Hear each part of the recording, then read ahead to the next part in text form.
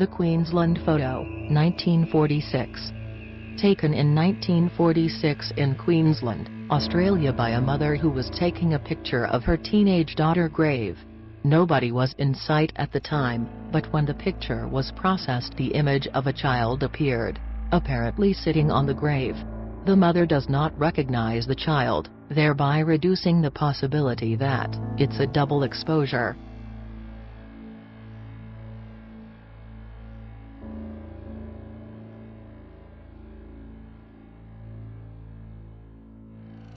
The SS Watertown Faces, 1924.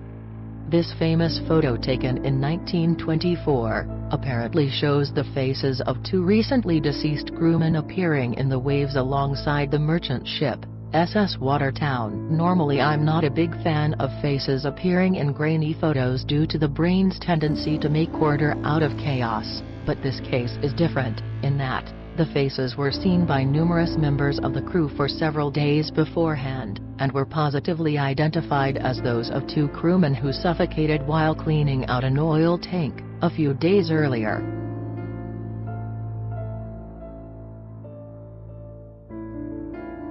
The Windfire Apparition, 1995.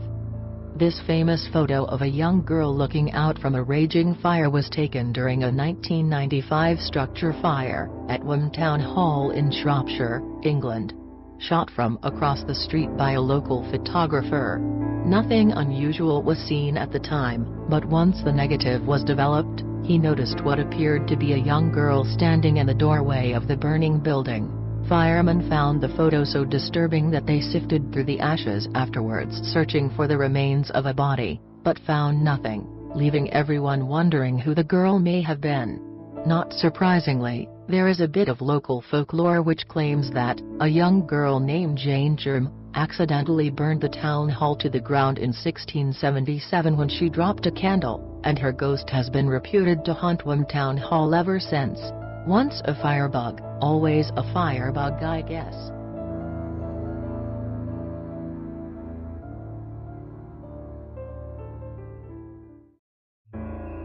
Bachelor's Grove Cemetery, 1991. One of those too good to be true photos. This one actually has a pretty good pedigree, because it was shot by a professional paranormal investigator.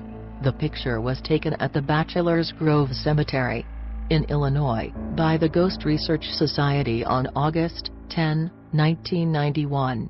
Photographer Mari Huff was using high-speed monochromatic film in the area, where their equipment had detected several electromagnetic anomalies, complete in a burial shroud of the era, sitting on a gravestone. Note that parts of her lower legs appear to be transparent.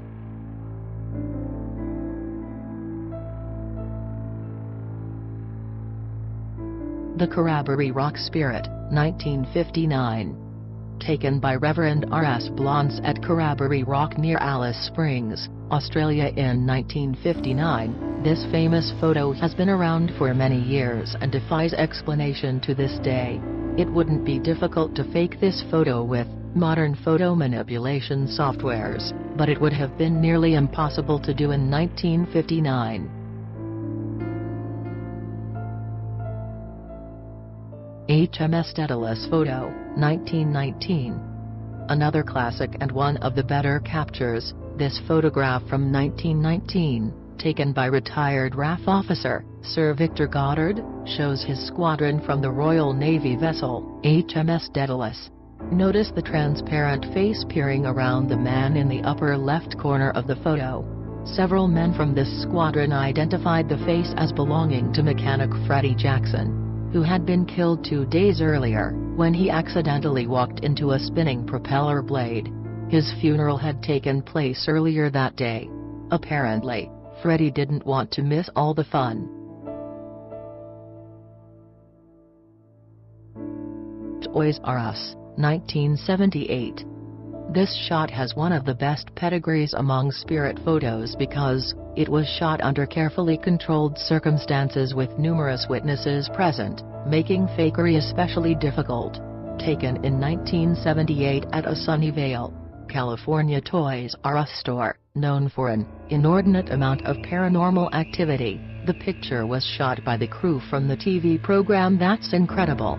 The infrared film image of the young man leaning against the wall was not seen by any of the people present at the time, nor does he appear in the high-speed footage shot from the same vantage point at the same time. There's a story that in 1869 a young man died at the location where the store now stands from an accidentally self-inflicted axe wound, which might explain his unusual clothing.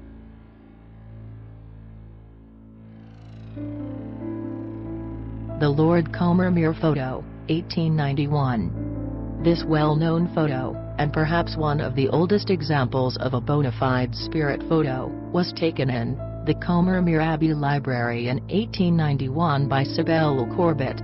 The exposure length was approximately 1 hour, and the figure of a man appears to be sitting in the armchair, located in the foreground. At the time this photograph was being taken, Lord Combermere was being buried 4 miles away, and the house was said to have been locked and empty at the time. Those who knew Lord Combermere claimed the figure looks exactly like the man, so we have to wonder if the old gentleman wasn't simply just visiting his old haunt one last time.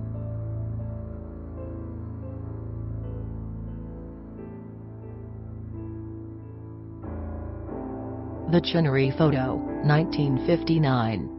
When visiting her mother's grave in 1959, Mrs. Mabel Chinnery decided to finish off the roll of film by taking a picture of her husband seated in the car. When the roll was developed, a female figure appeared, sitting in the back seat. Mrs. Chinnery and several family members insist that the female figure is that of her mother, who appears to have taken her customary place in the back seat and is patiently waiting to be driven home. A photographic expert examined the print and declared it to be neither a reflection nor a double exposure. Notice that Mom appears to be a pretty solid ghost, with no hint of transparency or light from the rear windows shining through her. Even her glasses appear to reflect light.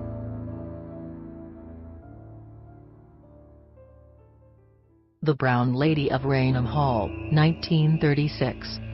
Perhaps the most famous of all ghost photos, this highly controversial shot was taken in 1936 by photographers sent by the London magazine Country Living, to take some interior shots of Raynham Hall in Norfolk. What's also interesting about this shot, is that in contrast to most photos in which the figure is not seen until after the film is developed, the spectral figure of a woman descending the stairway was seen seconds before the shutter was snapped. The negatives on this photo have been scrutinized by literally hundreds of experts who can find no evidence of it being either a hoax or a double exposure.